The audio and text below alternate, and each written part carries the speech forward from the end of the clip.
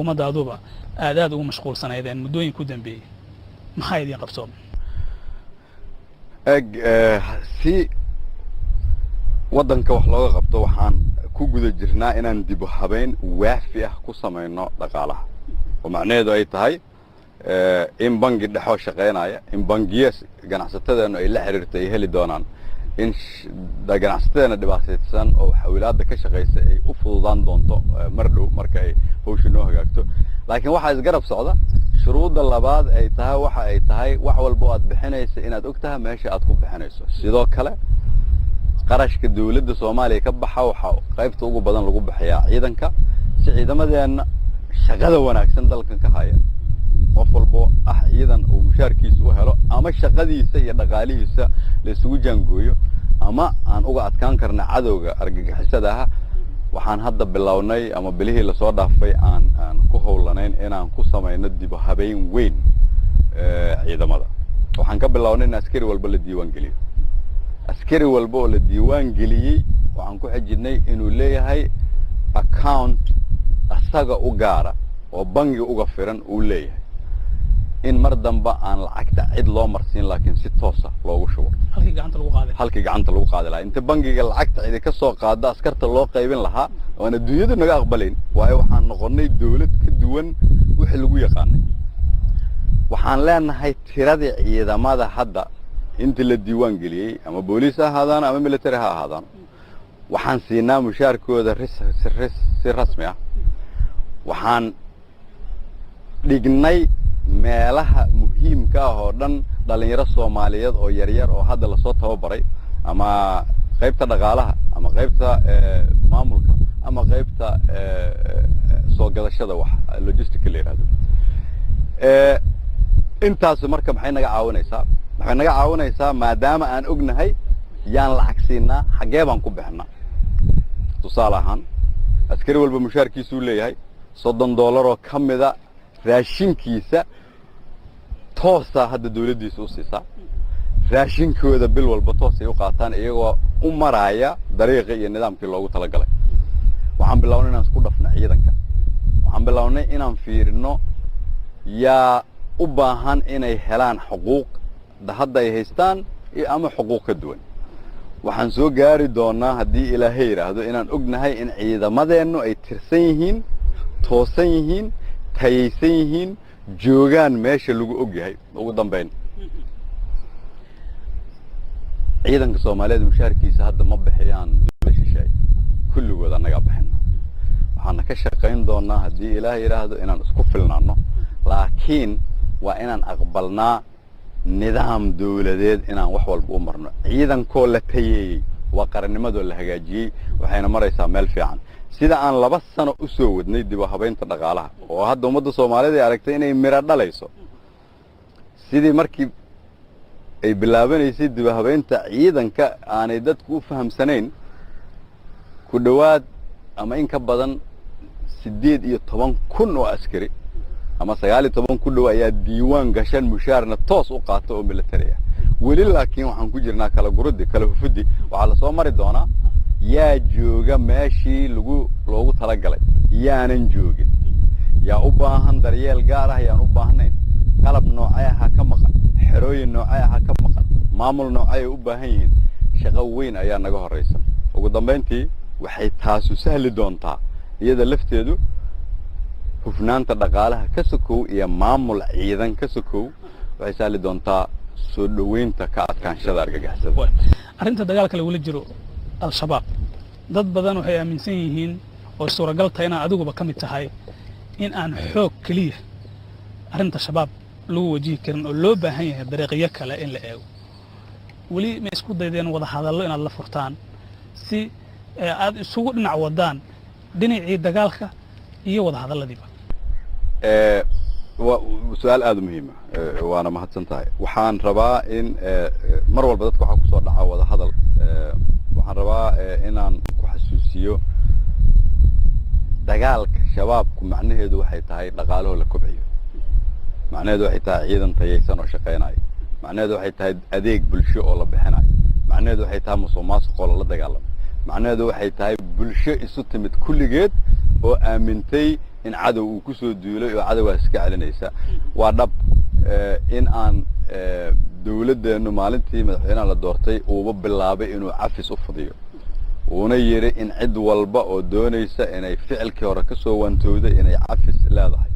dad badan aan ku soo dhaweynay cid doonaysa inay isaga soo baxdana aan soo dhaweynayno laakiin waxaan rabaa inaan ku sheego kaadkaashada argagixisadu waa qayb ka mid ah dib u habaynta dalka waa mashruuc qoto dheer oo dhaqaale huwan oo amni huwan oo siyaasad huwan oo arrimo bulsho huwan oo bulsho isu timid huwan waana shaqo socota oo aan aaminsanahay in natiijadeedu ay soo dhowda waxa laydinku eedeeyaa adiga iyo xukuumaddaadaba ama dawladda inaad doonaysaan in wax kasta aad xoog ku maquunisaan halkii aad raadi lahaydeen dariiqyo kale hadday ahaan lahayd dhinaca wada hadallada haddii aan dhinaca dib u heshiisinta haddii ahaan lahayd dhinaca isku jiijiidka oo Soomaali muddo dagaalamaysay u baahan in si jilicsan ama maslaxad guud la raadiyo marka qaar xooga maxal kaliya aad u aragteen waxaan rabaa in aan ka mahad celiyo in aad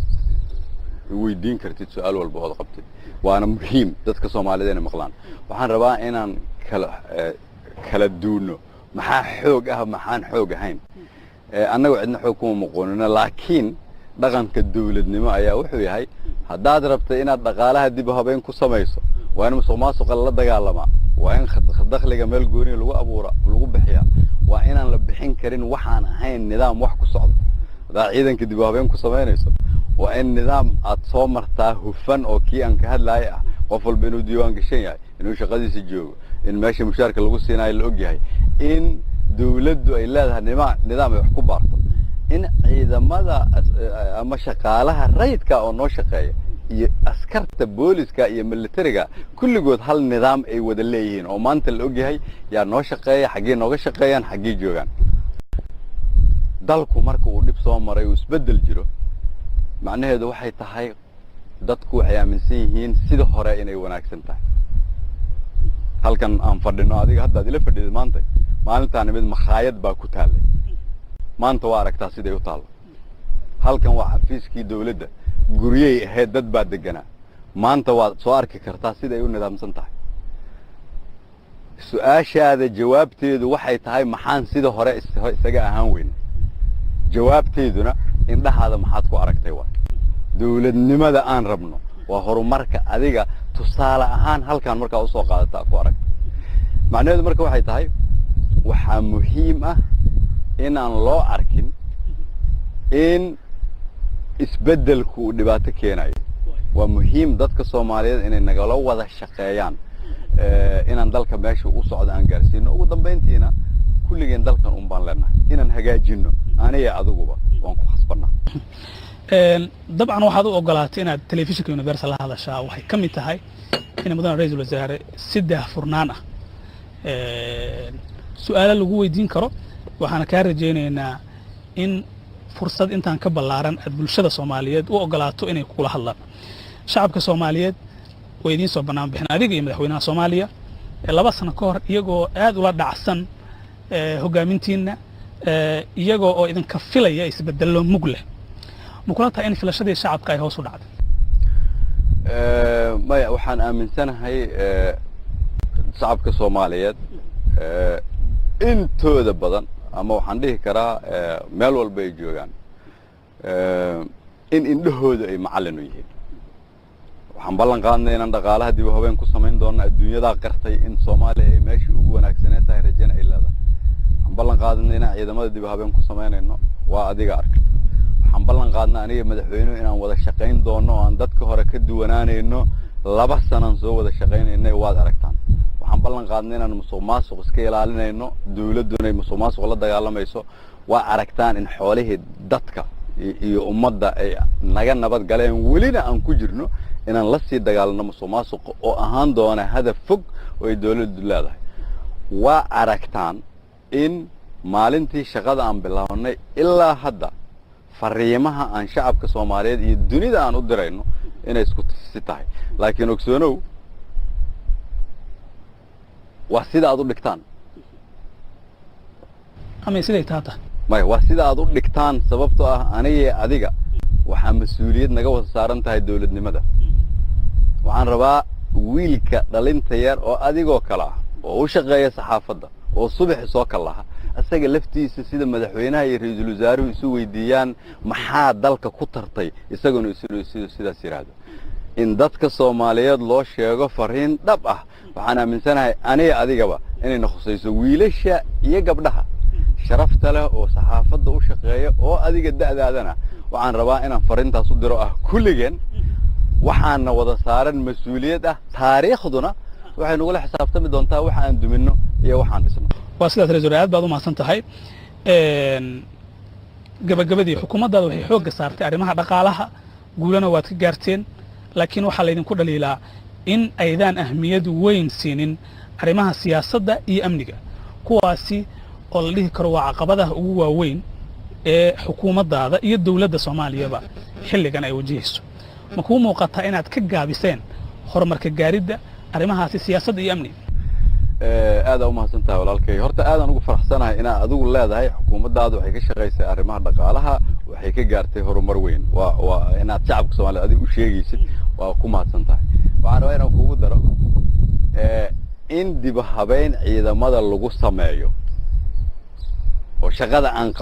qabanno oo dhibka aan marno welina aan marayno ilaa aan xalinayno oo aan xalki ku meel gaarka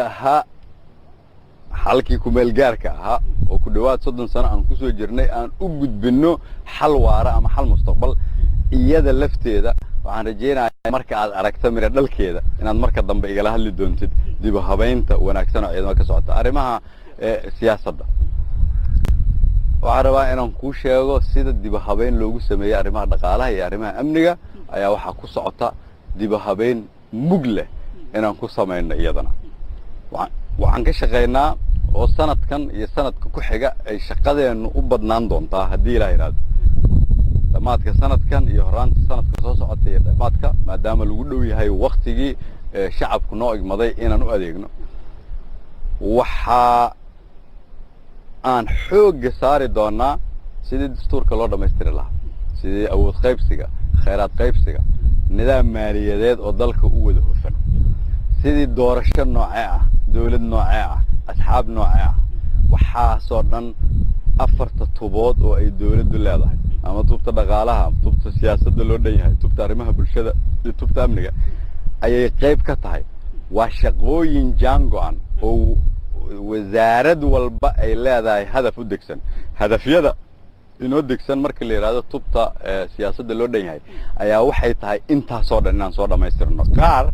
waxay ku xirnaan doonaan shuruuc qaar waxay ku xirnaan doonaan la shaqaynta dawlad goboleedyada qaar waxay ku xirnaan doontaan siyaasiyiinta waddanka dhan iyo dadka Soomaaliyeed oo dhan sida uga qayb qaataan waana hawl socota marka waxaan rabaa inaan ku bayaaniyo dib habeynta dhaqaalaha dib habeynta ciidamada amniga iyo dib habeynta siyaasadda intaas marka la isu jaangooyo waxay dhali doonaan arrimaha bulshada iyo sida dawladdu adeegyo hufan mustaqbalka dalka u siin lahayd go'aankaagii kugu adkaa ee aad qaadatay muxuu ahaa markii aan shaqada bilaabay laba arrimood ayaan u sheegay wiilasha iyo gabdhaha ila shaqeeya oo runtii raba inaan halkan uga mahad celiyo dadka xafiiskayga ka shaqeeya oo qayb ka ah shaqada iyo dhammaan wasiirada iyo dadka ila shaqeeya oo runtii bixiyay xoog badan labadaas arrin waxay tahay kow si aan ummadda Soomaaliyeed wax ugu taro ama shaqo ugu qaban karo anigu nafteyda inaan ilaaliyo